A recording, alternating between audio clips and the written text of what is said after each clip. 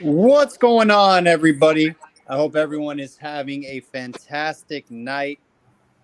We're having some technical difficulties, got to go on my phone, but we'll make it happen. We got a very special guest. We got Miami Hurricane Mike Pickney joining the scoop. Mike, welcome on the scoop, man. It's really a privilege and an honor to have you come on the show. I appreciate you guys having me, man. It's a pleasure. Mike, I feel like, you kind of when you committed to Miami, and correct me if I'm wrong, but you were heavily recruited by Al Golden, and unfortunately, he was let go of his position. Manny Diaz comes in. I mean, I, as a recruit, I can never imagine myself.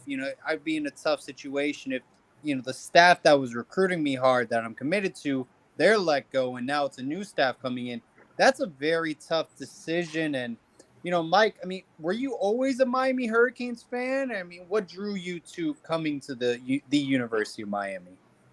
I done said this over 100 times, man. I probably was born a Miami Hurricane. I got a Miami Hurricane picture of me with a jersey on when I was 5, 6 years old, man. So all my family's from Miami. I was born in Miami. Stayed there for a good little minute. Moved to Jacksonville, but the Hurricanes always been in my blood. My family always used to talk about it. They used to go to the games, so it was so natural for me to want to be a part of that. And then in the early 2000s when I was growing up watching football, at that time the youth still had a lot of buzz. So I was excited about it, bro. As soon as I got the offer, it wasn't a doubt in my mind of where I wanted to go. And I had several different offers from plenty of schools, but I think my heart was just with Miami. It wasn't really so much with the coaches. You know what I mean? And Mike, rejog my memory a bit. Was Manny Diaz? Did you come in already signed your letter of intent to Miami, or Yeah, did he have yeah. to recruit you a little bit? It's so funny because no, he didn't have to recruit me, but a lot of guys that like were in the class behind me that had the offer already, they were taking their offers. So we always used to joke like, man, well, I wonder if he would have took our offer, but it was funny though. But no, by the time Manny Diaz got the job, I think we were both. I think we coming in at the same time. Like I got there that spring, and I think they had just literally got the job. I don't think he had offers yet. I'm curious here a little bit about your background in high school at Rains High School. What Yeah. what kind of experiences did you go through there? How did it help you grow and mature as a player? I think at the end of the day, I feel like in high school, man, I just played some of the best athletes you gonna come across, bro. A lot of guys that could have made it in my position, you know what I mean, that was way better than me, that had way more talent than me. They just didn't have a full package in terms of school and staying focused on, football. But in terms of competition, bro, it was a weekly thing. You going against guys like Mac Jones. I had to see Mac Jones in the playoffs I had to see Mike Jones twice a year. You know what I mean? So you had guys like that. You had guys, all across the city, man. We had a lot of talent, and it definitely molded me into the player that I was, and that I am today. And I think we just got a lot of talent. You know what I mean? And we still got a lot of talent coming out. You know what I mean? So I think Jacksonville it's a little behind in terms of putting out players with Miami, but we're not too far behind. And I'm trying to get it to the point where we talked about just like Miami talked about. We'd love to hear that, man, because Jacksonville's not always been an easy place for us to recruit. Yeah, Top to no, not at bottom. all. Yeah, not at all. Yeah, I mean, because it's North Florida. You know what I mean? If you go into Walmart, bro, you're gonna see a Florida Gators jersey or a Florida State jersey. So it's hard to get a guy to go down south. You know what I mean? So when I think it was guys before us. Darren Owens, he was a guy that we all grew up with. Me and Shaq grew up with him. He went down there and he kind of paved the way for us. As Jacksonville guys go south and try to make a name for ourselves. So besides Miami, who was really showing you love? Like, who was really pushing to get you to commit? It's so funny. My first offer was Tennessee. I thought I was going to be a volunteer. I thought I was going to be a ball. You know what I mean? We had from my high school. We had a guy that played linebacker for Tennessee, and that was my first college visit. That was my first college offer. So I was excited, bro. I was excited about everything that college had to offer. Tennessee, they show you a great time. The campus, the fans, the everything about it, I was intrigued, as a 14, 15-year-old kid. So naturally, I was kind of, I was excited about it. But as time progressed, I'm like, nah, man, I'm still a Hurricane. So that's how I ended up making that move. But I had a lot of offers, bro. But I just wasn't I wasn't never that guy. I didn't never want to play that recruiting game. I never wanted to take on all these visits when I knew where my heart was at. So, Mike, you did something fairly rare as a true freshman. You started all 13 games, had 61 tackles. I mean, you were a major part of that defense. Being an instant impact player, did you ever have as a true freshman moment in college football, like, hey, welcome to Power 5 football at the University of Miami?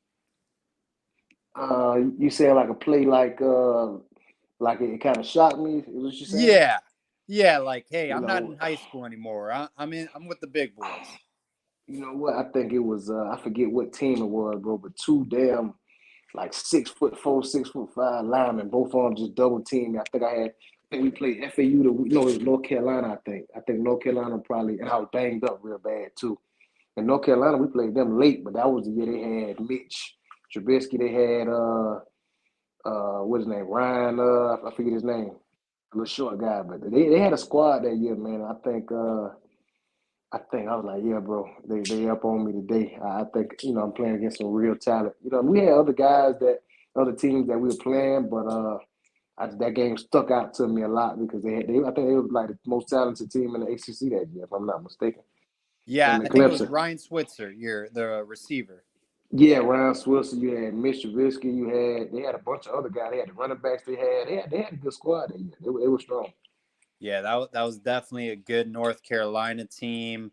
You came in playing a lot of football games with Shaq Quarterman and Zach McLeod. Yeah, talk to me about that relationship with your teammates, that bond you guys had. Some people called it kind of the Bermuda Triangle. You guys came in all as freshmen. Did you guys have a special bond during your time at Miami?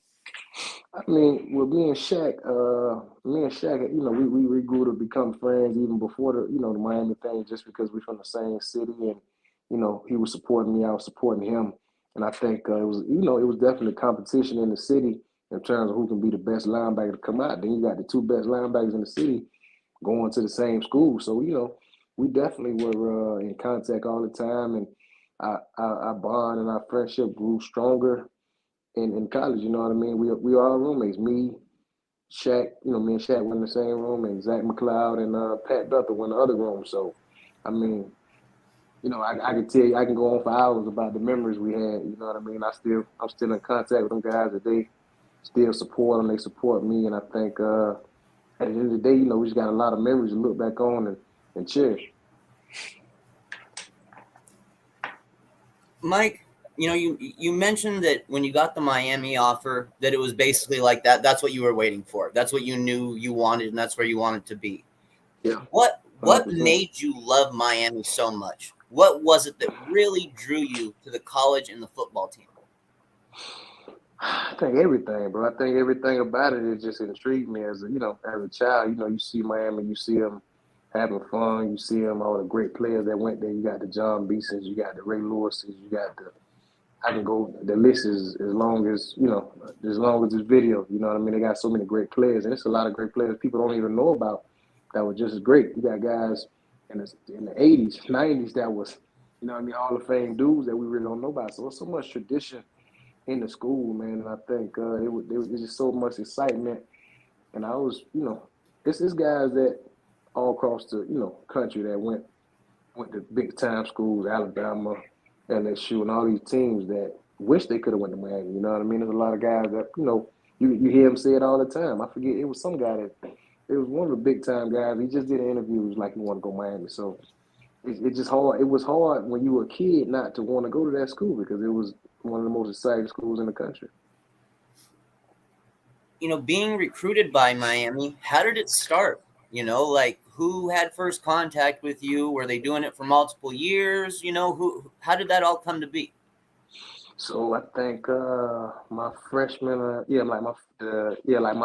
my spring going into my sophomore year, Michael Barrow he ended up coming by by the school, and my coaches was raving about me and telling them about me and telling me, he ended up watching the film, and I think we had some older guys that were getting recruited, but I was making a lot of plays, and I sat down and talked with him, and we had a good discussion. And he was like, "Man, listen, I like the way, I like the player that I think you got a lot of potential. I think you'll fit our team real well, and I want to give you an offer." And I'm like, man, I was so excited. I wanted to commit right there on the spot. You know what I mean? But I didn't know, what the process was. But eventually, once I went up going to the camp, like my sophomore year, I'm like, man, I'm finna just commit right there now. Like I can't not, I'm not finna play the recruiting game with the people that I want, that the team I want to be a part of. I don't want to play with them. So there was no doubt in my mind. And me and Shaq was at the same camp, and we were talking about it. Like, man, shit, I'm gonna commit. I committed at camp, and I think not even a week or so later, Shaq committed, and then Zach followed behind us. So like a trifecta. So, Mike, back to the 2016 season, man. This was, in my opinion, a very interesting year. It was Brad Kai's last year at Miami. You guys go on a 4-0, 4-game win streak. Yep. You lose a close game to Florida State, close game to North Carolina. Virginia Tech, they beat you guys by 21, then a close game to Notre Dame, but you lose 4 straight. You guys are 4-4. But then you win 4 straight after that, and you finish the regular season 8-4 and beat West Virginia in a crucial bowl game that I think it was the first bowl win for Miami in 10 years. Yeah, and I think that was since then. I don't think we won. Have we won a bowl game since then? Yeah, no, I think that was since 2006. Yeah. Yeah, 2006, and then we beat West Virginia my freshman year. I don't think we won because we didn't win. We lost to Wisconsin twice. We lost to who else we played? We lost to Wisconsin. We played and we played that last one, and they lost when I didn't play. When they played La Tech. What do you think clicked after 4 losses in a row? Usually, I mean, you would think the locker room is divided, but what clicked for you guys to win 5 straight football games and win a bowl game against a ranked West Virginia team? I think it was ranked 14th at the time. I mean, if you remember, bro, that team was loaded. You know what I mean? That team was loaded with stars. You know what I mean? You had draft, high pick draft guys on the bench. You had Jaquan Johnson on the bench. You had Redwine on the bench. You had Mark Walton was a guy, but he was, still. I don't think was he the starter that year. Who was the starter that year? I think Walton, he was the starter. Yeah, he was the starter. I think that was like his first, his first breakout year. So we had a lot of talent around the team, and I think we were just trying to figure out who we were going to be. It's the first year with a new system, new coach. You know what I mean? New defense, new offense. So I think we were trying to figure it out, and I think we hit the ground running so fast on first 4 games, and them next 4 that we lost, they were so close. Like the Florida State game, you know what I mean? We had so much going for us in that game, and it just came down to the last couple minutes. Last field goal and the last possession. And we just couldn't capitalize. But we had a lot of, we had talent, bro. Braxton Berrios. We had all these guys that's balling in the NFL now. And I think that I think we just picked it up at the end of the year. You know what I mean? At the end of the year, we kind of had guys that were like, listen, we got to finish on a good note. We tired of losing. And from there, man, we put it all together. How was the expectation going into 2017? Because, for Miami Hurricanes football, home of 5 national champions, I mean, we hadn't had much success in quite a while. And going 10-1, obviously, because the Arkansas State game was canceled, was a big success for the program going to the ACC title game, which was the first in program history. Did you guys have those expectations the offseason? Like, hey, this year, like you mentioned, we have a ton of talent. We got the right personnel. Let's just go out and kick some ass. I mean, I can't even sit here and tell you that, I saw ACC, I knew where we were going to go, but I knew we had the talent to go. And the question mark was going to be where we all going to stick together and be able to pull through and, make it through these tough games because we had a good schedule that year. You know what I mean? There was some tough teams in the division. And I knew we had to be on our A game. And to be honest with you, I think I think it's just the way we trained and we competed that summer, because you got to look at all those games that we won. All of them came, like them first couple games came down to the last drive. I think like we Georgia Tech last drive. The game before that, the last drive. So I think when it got close, I think we stuck together and we fought. You know what I mean? I don't think we got rattled a whole lot. I think we were kind of composed. I think we just kind of knew. You know what I mean? We wasn't scared. We kind of knew what our assignment was, and the coaches were. The coaches they called great games. You know what I mean? And they put us in great position to be able to make the plays that we made. And we just, I think at that point, then we were just so confident in each other that we just wouldn't be beat at that point. So, Mike, this is you coming in as a freshman out of high school, and I'm kind of curious, as far as the weight room and training that was going on at Miami, what really caught your attention, and what was a big difference between what you were doing in high school? I mean, anytime you get a kid coming from, it's not too many programs that, I had a great program in high school, weight training program, but I mean, it's a big difference, when you come from a high school to a college weight room. You know what I mean? These guys get paid just their job to get my body to the next level. You know what I mean? So just in terms of nutrition, you know what I mean? They own you about eating. You know what I mean? They own you about keeping your weight down, and they own you about, it's just a bunch of small little things. The small things count. You know what I mean? The small things are the important things that's gonna make you a great player. And I think my first couple of years with Gus Field, I think he emphasized that. You know what I mean? We had some long hard days. My first couple of years. It was some times I was mat drills. My first year in doing mat drills, I was like, bro, this ain't for me. Because I was like, I couldn't understand it, but it was always a mental thing. So I think it takes you to another level mentally and physically, and it gets you prepared for what you got to go through these next couple of years. Who were some of the teammates that you were able to build a good bond with early on? I think everybody, bro. I think I had a relationship with everybody. I'm not exaggerating, because in some type of way, I kind of, unless you were like an introvert type of guy, I had a relationship with you, whether it was, unless it was an older guy that, was all the way out the door. But, you know what I mean? I could say a specific guy, because I can recall so many moments with that guy. I go to a party at Braxton Berrios' house, and then the next week I'm over at Kendrick Norton's house. I'm with R.J. McIntyre, with Chad Thomas, with Quan Muhammad, you know what I mean? All these guys. So it's like David Njoku, Shaq. It's so many guys, so I can't really say like a specific group of guys with my guys. So, Mike, 2017, Darrell Langham, he makes 2 incredible catches, Florida State and Georgia Tech. Yeah, that's crazy, man. When I was at the game against Georgia Tech, it was like 4th and long. It was raining. I'm like, in my head, it's over. Yeah, me and you both. I ain't gonna lie to you, me and you both. I like shit over. Hey, walk me through that moment in the sidelines against Georgia Tech. Before Malik Rozier is about to throw a jump ball for Langham. What's so great? I mean, what's going on through your head, through the sidelines? I mean, what's going on? Just the atmosphere on the sidelines, and then the miracle happens. I mean, so what's crazy about that whole play is the guy that he called it on is a Reigns alumni. That's what's the crazy part about it. The guy I went to high school with the guy who he caught the ball on, so I was like, man, I knew where they were going at, because we did it the week before, and I'm like, he got to know that. So I'm like, we're gonna go there, but there's no way that he gonna give up this play, because you got to know this play. And it was wet, it was raining.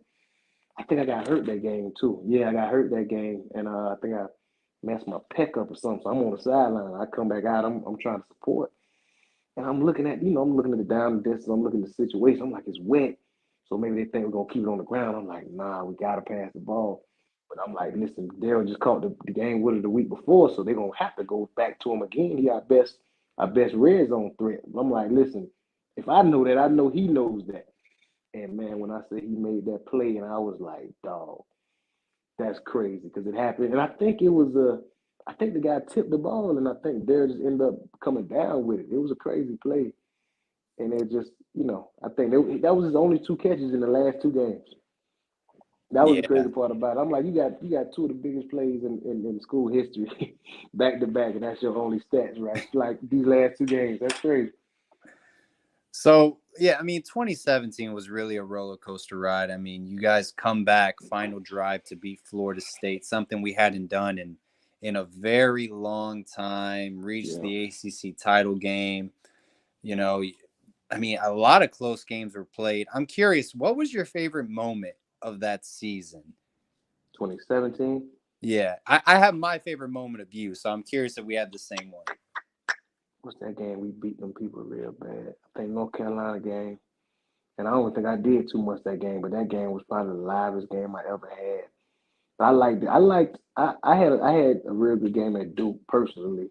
Yes. I had a real good game at Duke that personally. The INT, I had a sack. I had like two like I had one and a half, 2 sacks that game. Yeah, it was a good game, but in terms of us making plays as a defense, I think that North Carolina game, I think you had Joe Jackson with a touchdown. I think we had like 2 defensive, like, I think like 2 defensive touchdowns, if I'm not mistaken. Like we were just all over the field that night, bro. That was a crazy game. That was in Hard Rock too. I remember that.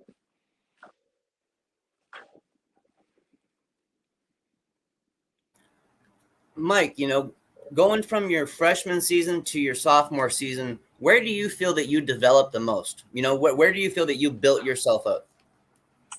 Definitely, experience, of course. The big thing for me was that weight room. You know what I mean? Because I felt like I took a lot of abuse early on, just because my body wasn't on the level that all the rest of the guys were out there. You got guys that's been in the college weight room for 3-4 years. I'm almost 200 pounds soaking wet trying to play against these guys. So when I come back, the next year I'm like 215, 220. So I'm in a good weight range, and now I understand the game a lot better. And I'm learning how to be a football player at that point. I'm recognizing plays. I got confidence. I already had confidence, but now I kind of know a little bit more than I did the year before. So, and then I got a bunch of guys around me that's, it's no drop offs. You still got all the talent. And when you got Jaquan Johnson, you got Red Wine, you got Michael Jackson, you got all this talent around you. So it was like my job wasn't too hard. You know what I mean? Just do what I got to do. You're surrounded with all these other linebackers who are highly touted, highly coveted, and very good players. How was it for you guys moving forward together as a group each year? Was it something you guys could lean on each other if you needed to? You guys could go to each other if you had any worries or whatever like that? 100%. Even the older guys that were behind us, they were great. They were great older cats. You know what I mean? They gave us so much advice about just going through college football. You know what I mean? Like those guys. So we had me and Shaq, we had Darren Owens, and we had Michael Smith. And, both those guys were defense ends, but they converted to inside linebackers. So, they were great helps for us. Bro. They definitely helped us. Charles Perry, those guys, they definitely were great role models in terms of how to conduct ourselves as college players. You know what I mean? And I think that was something that we kind of needed. You know what I mean? I wished I would have learned from my older guy for years too, and been able to go out there on a lot of stuff. We had to learn on our own. You know what I mean? Just us playing off each other, and us doing what we got to do. Luckily, me and Shaq and Zach, we had a good relationship, so it wasn't too much of a disconnect. But definitely, we had a lot of support from everybody in our room, from the younger guys to the older guys. So, Mike, you're going into 2018, the Miami Hurricanes. You guys finished 10-2. You get a close bowl loss to Wisconsin, but there's a lot of hype going in for you guys going into 2018, and you open up and where the Dallas Cowboys play. They call it Jerry World against LSU. I was at that game live. Yeah. I mean, what do you think happened? Because I have my perspective on the game, but you played in the game. You were a part of the Miami Hurricanes football team. So I'm curious if you can walk me through, just your honesty of what happened, because you faced a young Joe Burrow, transfer quarterback who nobody knew. They win the national title. Was it the following year? No, that was the following year. But, I mean, it was a very good football team, LSU. Yeah. They So did. They I'm had talent, curious. bro. Yeah. I think I don't know, but I don't think, as a team we were all ready for that. I think if we would have played them later on in the season, I think even because it wasn't a crazy game, it got out of hand as it went on. But early on, like we were going toe to toe with them, and I think they started to make one or two more plays than us, and it just went downhill from there. But I don't think they did anything like, oh my gosh, they killing us. But they definitely they played a great game, bro. I think it was just a lot of things we could have did better. Me personally, I know I could have done a lot of things better. I hurt my neck in that game. Actually, I hurt my neck. I didn't want to come out though, but I should have came out. But yeah, it was that was a crazy game, bro. I couldn't even tell you one specific detail in that game that was a turning point because there was so many things we could have did better as a unit. Like offensively, while I don't think we had no real traction. You know what I mean? Like we had some plays we made, but in terms of I think we were a lot of 3 and outs. You know what I mean? On defense, I think we were going at them, and then we just started giving up plays. You know what I mean? Long run here, a pass here. You know what I mean? Miss assignments. There was a lot of miss assignments that game too. Yeah, I think it was in the first half. There was a late pick six to end the first half. That Yeah, I by the think, linebacker. Yeah, yeah, that yeah, hurts because the second half you guys held them. They kind of slowed down. It was only a 16-point game. yeah. It wasn't a hot hand game. It really wasn't. It just like we didn't have any momentum, and we wasn't really scoring like that. You know what I mean? We wasn't scoring, and then it got out of hand on the defense's end. So 2018. I mean, if you had to look back on it, what would you improve on as a unit overall, and where do you think things slipped out of hand? It was a roller coaster ride of a season, switching quarterbacks. Amon Richards had his tragic injury. He couldn't Yeah, play football anymore, and I don't think a lot of people expected it. And Mark Richt, he retired after the season. It was an intense season overall. It yeah. was a roller coaster ride. I think you find yourself in positions where you got a lot of guys having to step up in roles that they probably wasn't ready for. You know what I mean? And then you got a team that's kind of divided because we were all together. We loved each other, but at the same time, there was so many whispers in the locker room. It was about all type of opinions about who should be the quarterback, what we should run this week. And I think guys kind of got in their own head. We were losing. Nobody likes losing, so you always when you lose, people start to find excuses. You know what I mean? Not saying those things that I mentioned were the right reason, but I'm just saying guys are finding a reason to why we're losing. You know what I mean? So everybody was hard on certain players. You know what I mean? And then like you said, we took the loss. We took the Mon Richard loss. You know what I mean? Malik was banged up. I tell you, he probably was. He just couldn't. He couldn't, push the way he did it last year because he was so beat up. You know what I mean? The guy. You know what I mean? I looked at him day for day. He just was a beat up. He was beat up physically. You know what I mean? So a lot of plays he made with his feet the year before. If you don't remember, like a lot of plays he got us through from 5, 10 yards, the runs. You know what I mean? He made a lot of plays with his feet, and I think just him being beat up, he wasn't able to do that. And then we had to put a lot of pressure on a young guy like Nicole Perry. And I hated that we had to do that to him because I feel like he was so talented, but you get him in a situation where you just throwing him out there to try to make something happen. It kind of kills his confidence in a sense. So that year was crazy. In the defense, we were kind of banged up, and we had a lot of guys, stepping up in roles too. So it was an up and down roller coaster year for sure.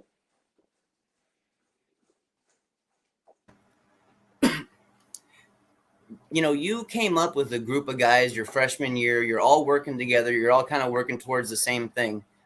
From what I understood, even in your junior seasons, the staff came to you guys for leadership because they knew that you guys worked well as a unit and you saw what was going forward. Is that something true there? You guys were leaned on for help even as juniors?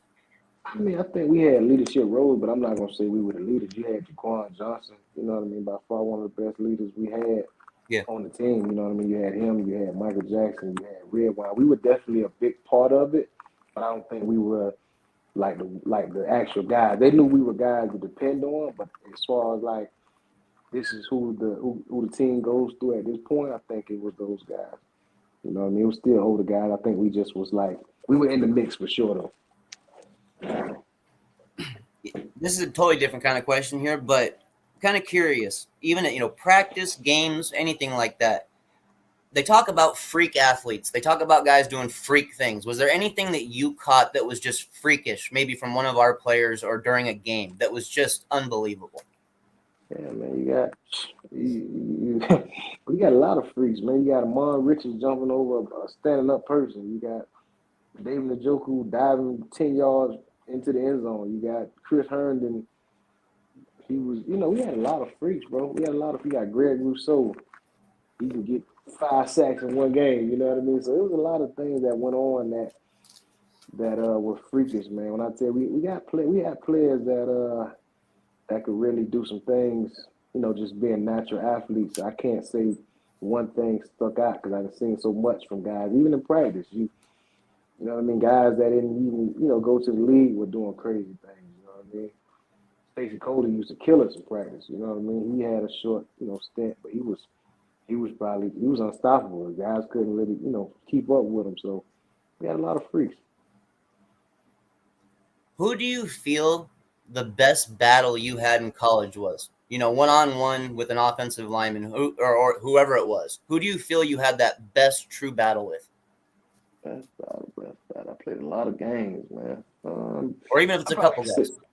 I mean, of course, Dalvin Cook, you know what I mean? Even him still, he was to the point where he knew he was going to the NFL, so I don't think he was running as hard as he could have, but that still was a challenge, being the speed that he has and the ability that he has, so that definitely was a challenge. You got Cam Akers, you know what I mean? You got to face him. He was always a problem. You got the guys over at North Carolina, they were always a problem because you got one guy that got speed and the other guy's power, so you got to kind of switch it up. And believe it or not, Georgia Tech was tough, man, because that was a dangerous game. Those always was a dangerous game. You had to be on your P's and Q's that week because you can leave that game in a bad, predicament. But I think out of all the time, I played Georgia Tech 4 times, and I got hurt two out of the 4.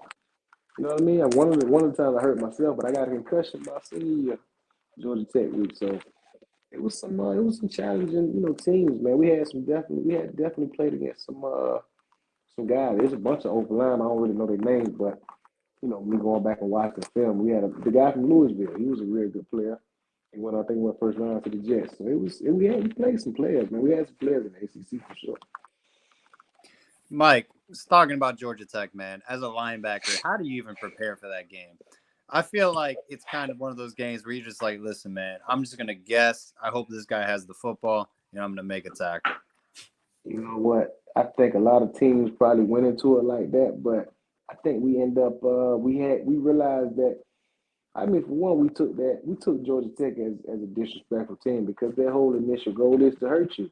You know what I mean? Their initial goal is to hurt you, and they don't, their coach, they diving at your knees, they diving at your ankles. They want to make you feel as uncomfortable as possible. So in practice, what our team used to do, we would get, the scout team, we would get the smaller guys, the smaller like running backs, the scout team running backs, and the scout team tight ends, and we put them all on the offensive line. You know what I mean? Just have them come the whole week and they just diving at your legs. They falling. They just being aggravating. Just being as most aggravating as possible. Like the best thing they could do is try to, basically try to not want to hurt us, but get in our way. So when we got into the game, I think we were so used to it, and I think the thing with Georgia Tech is you just can't get tired of doing the same thing over and over because it's gonna be they're gonna run the same. They don't care if it's not working. They will run the same thing over and over and over and over again. Like I remember when they ran a fullback dive 3 times a row at me, and I think they just wanted to see what I was going to do each one of those times. So it's definitely one of them things where you can't get tired of. It's going to be a physical game at the end of the day. You got to be ready to go for a whole 4 quarters, and they're going to keep running it. Well, I'm extremely happy as a fan. Paul Johnson's gone from Georgia Tech, and they're not running the option anymore. So, man, listen, Paul, I said, why Paul couldn't have been retired? Man, I used to hate that offense. Man, I said, bro, every week you just you get upset when you play Georgia Tech because it's gonna be an aggravating week, man. It's you get out of everything you before them you going over spread offenses, you going over traditional offenses, you know what I mean? Those type of things, and then you start coming with the wing T shit. I'm like, bro, I don't. It's the only week we gotta like you know what? We used to study them. If we had like an extra a bye week or something, we would take a look at them just because you can't just spend that week and think you're gonna be able to beat them because they can. There's so many things they can do. They can fucking motion a guy this way and motion a guy that way and run up the middle. You know what I mean? It's a lot of things going on at one time, so you got to be prepared for them. But luckily, like you said, Paul gone, so boy, it's good now.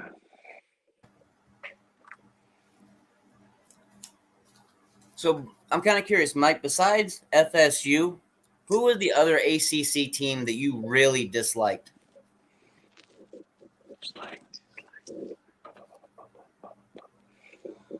Probably that I disliked that we had to play, maybe. You know what? Pitt was always sneaky. Pitt was a sneaky team. It didn't matter how good or bad Pitt was, that was always going to be a game. You know what I mean? That was them and Virginia Tech. It didn't matter if they were good or they were bad. We were always in a dog fight with them. Even Virginia, you know what I mean? I think the thing about the ACC is like, it's one of them things where it don't matter who at the top of that league or who at the bottom. All of them games going to be tough. You know what I mean? All them games going to be tough unless you were Clemson back then. But the majority of the time, there was going to be some close games. During your final college season, what do you really remember the most? Like, what stood out to you that last year?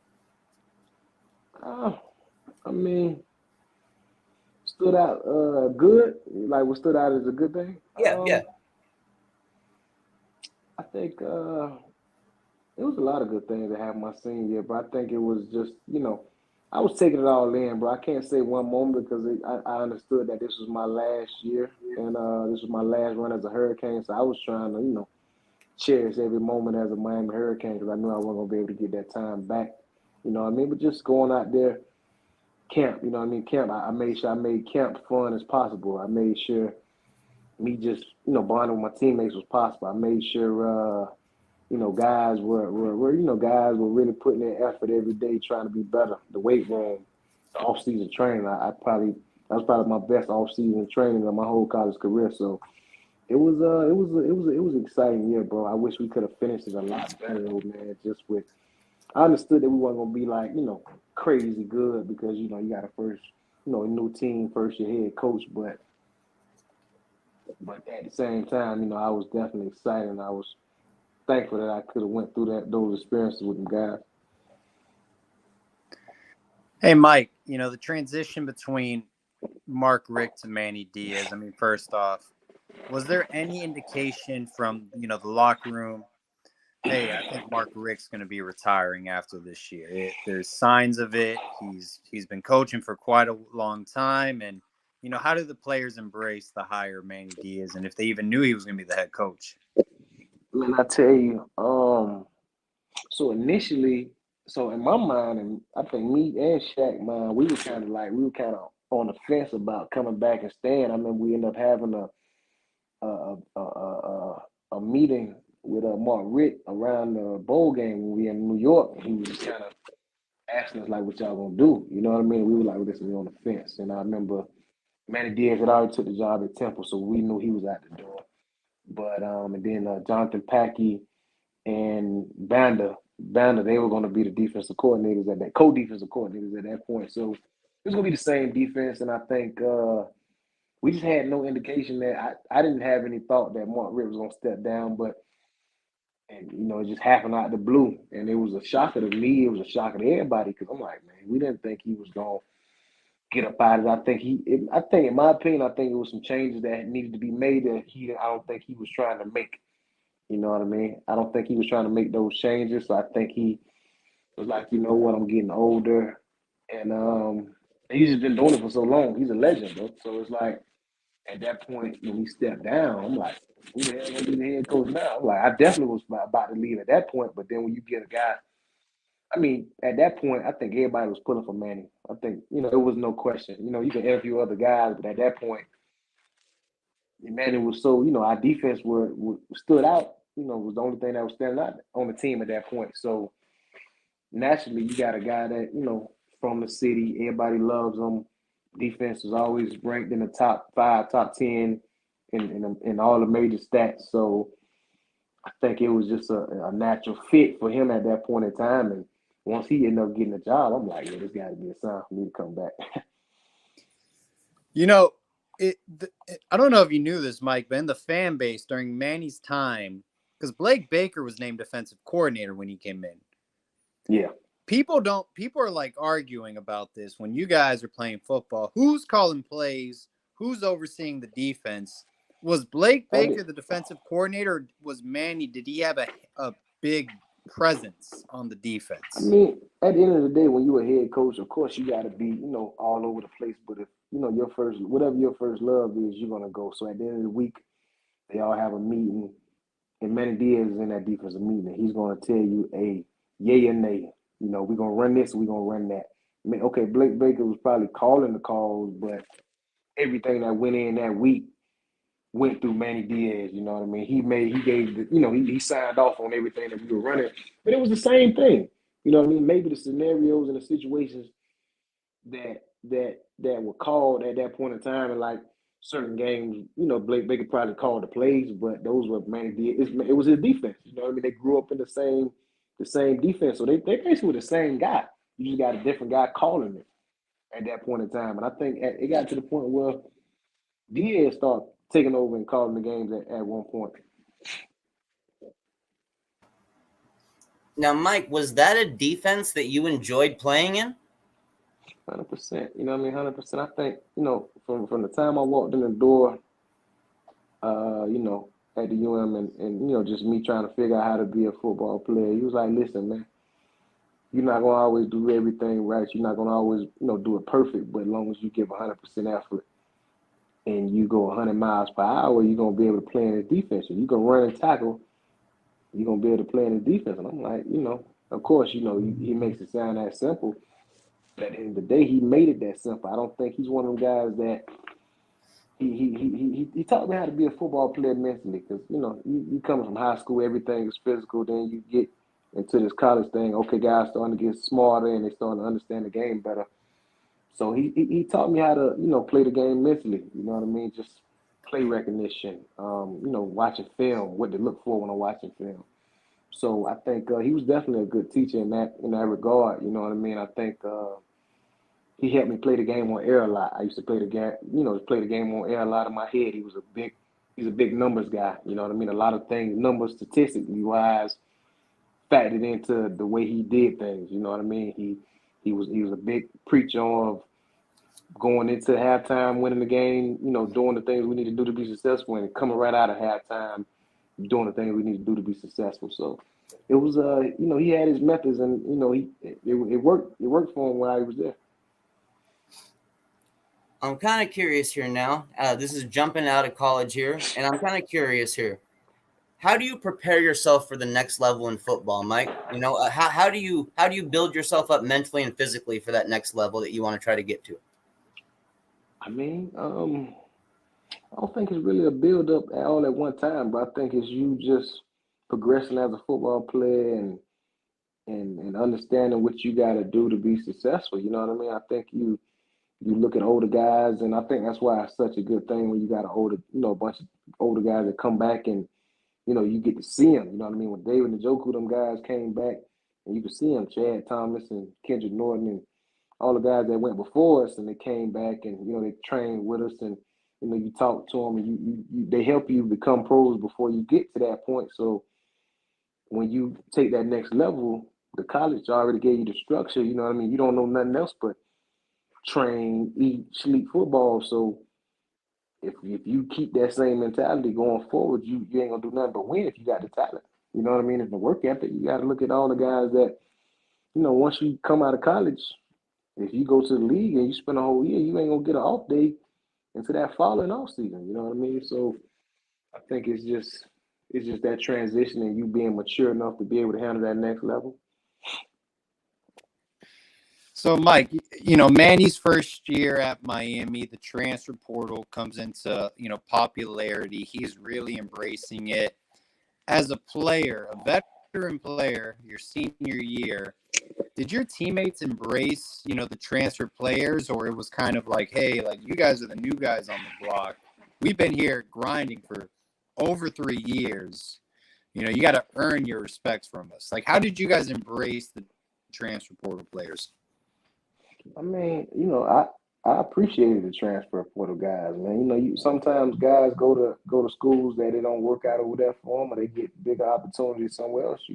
One of our best players, and he's doing great in the league now. KJ Osborne, he came in the transfer portal, and he was the immediate, leader. You know what I mean? He was one of our biggest leaders on the team. You know what I mean? He took guys on his wing. He showed them how to be professional about what they're doing. He took Jeff Thomas on his wing. All those guys on the offense, they were really looking up to him. And I was happy that he was on our team, you know what I mean? So I embrace every transport. Transfer portal guys go to the other. Look at Derek King, you know what I mean? I wasn't there with King, but King took that offense from shitty to a real good offense when he was under control and when he was all the way healthy. So I think the transfer portal is definitely something. I think it's crazy now, but when I was in school, it definitely was a decent tool to be able to get guys to come over and add to the talent we already had. Yeah, no, it's definitely an interesting time in college football, and it'll be interesting to see. I think it's only going to get bigger, the transfer portal, so it'll be interesting. Man, I look like free agent. I think it's a bad thing now, just because guys are just thinking that you hitting that transfer portal and that you're gonna get picked up. They don't have to pick you up. You don't have to get an offer from those schools. And it's like the transfer portal look like free agency right now. So it's like it's a bunch of kids in there that just jumping in the transfer portal. And I'm with the transfer portal if you feel like something doesn't fit you. At the same time, if you got competition and you run away from competition, you know what I mean? Oh, you feel like, you know what I mean? They not, whatever the case may be. Sometimes it's useful, but it's sometimes with guys, I feel like this coach don't like me. It's just little small things like that I never been in favor of. Every time they get in their feelings, you want to run and go run the transfer report. I wasn't a fan of that, but it's useful though. So, Mike, Mario Cristobal, he's taking over at the University of Miami. Obviously, you played under Coach Diaz your 4 years, 3 of them as defensive coordinator, but last year as a head coach. Are you excited for Mario taking over? They have a new practice facility. They're building $100 million, 2 national titles at Miami. I guess, just what are your initial thoughts about the new head coach? I mean, all respect to Coach Manny Diaz. You played under him, but just as, player at the U, what are your thoughts? I mean, I'm excited, man. I'm really excited, man. I'm happy for the guys that, all the younger guys that, were there when I was there, that they get an opportunity to be able to just get so much momentum coming. They got so much good things coming for them.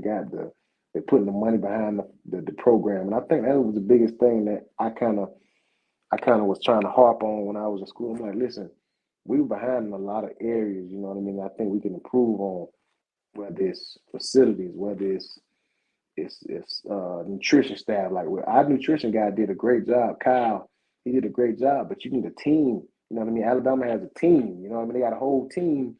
They got 5 or 6 people that handle the whole team. They specifically come to each player and they kind of go through their numbers. And it's just little small things that we were behind in. Training room staff. I think they got a bigger training room staff now.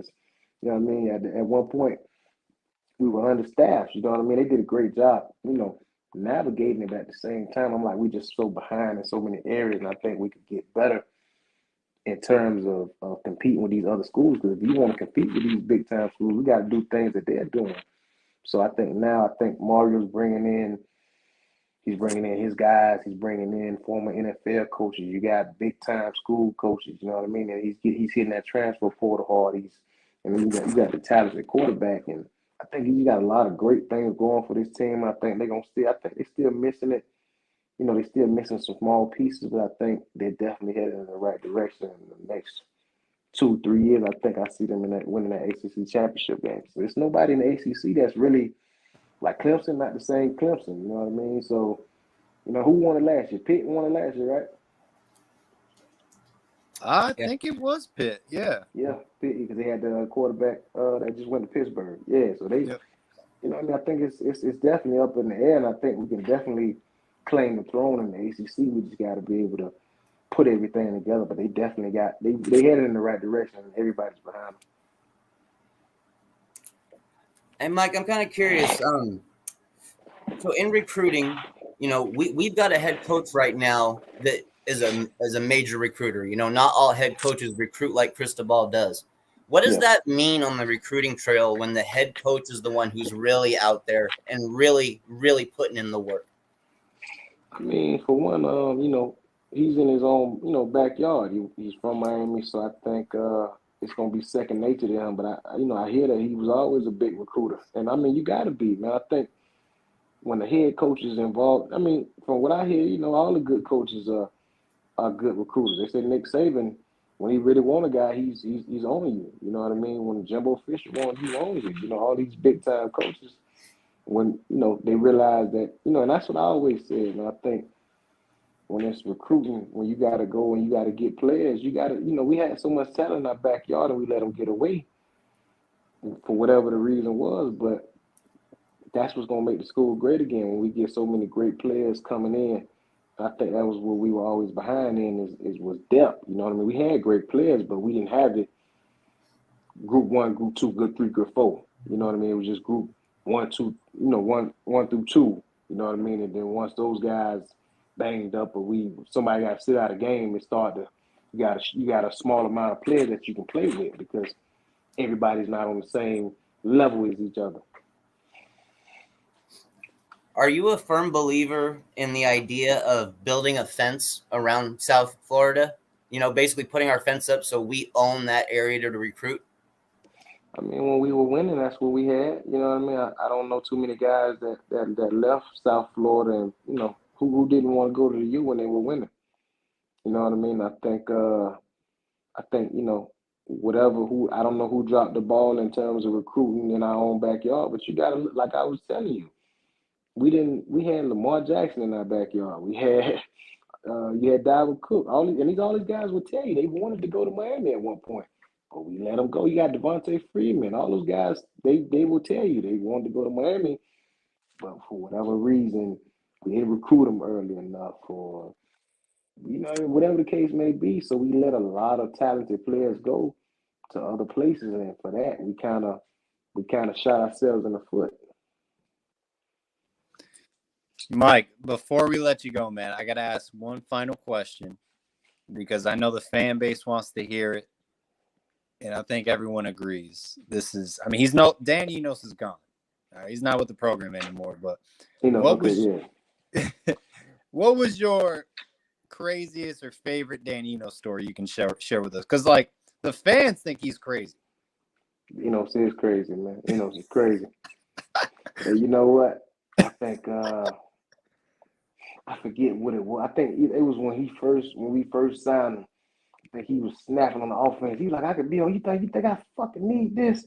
I could be out on my fucking yacht right now, just chilling. I'm here with you, sons. I said, oh man, he was definitely an intense guy, man. I think we paid a good amount of money to get him there. You know what I mean? He was definitely he was a highly sought after coach at that year. That off season. So. I think the guys liked him. I think some of the things he was doing was unorthodox, and it fit for a while.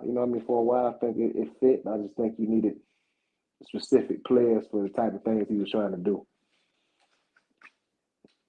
Well said, Mike. Hey, Ross, you got anything for Mike before we let him go? Yeah, just what's next for Michael Pinckney? You're in Canada right now, yeah? Yeah, man, with the Saskatchewan Rough Riders, we in camp right now. We just coming off of strike. We was on a player strike, and I think we just CBA trying to get a contract, finalized with the CFL. But I'm up here until further notice, man. Just trying to get myself back into the league and try to compete. Just trying to stay after it, man. Guys try to. I don't want to sit out of football and lose my touch. So I'm excited to come up here and further my career. Are you enjoying the CFL experience so far? It is, bro. It's different, bro. It's a different, different environment. But at the end of the day, it's football. But the fans are great, man. The nice people. The only thing I gotta complain about is the weather, man. It's kind of cold. You see, I got a hoodie on inside, man. It's cold. That was the last question for me, Paul.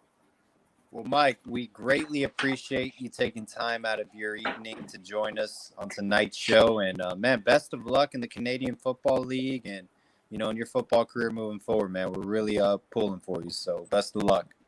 Man, I appreciate you guys having me, man. All right. Thank you again, Mike, and have a great rest of your night. Take care. All right, you too, man. All right, y'all be safe, bro.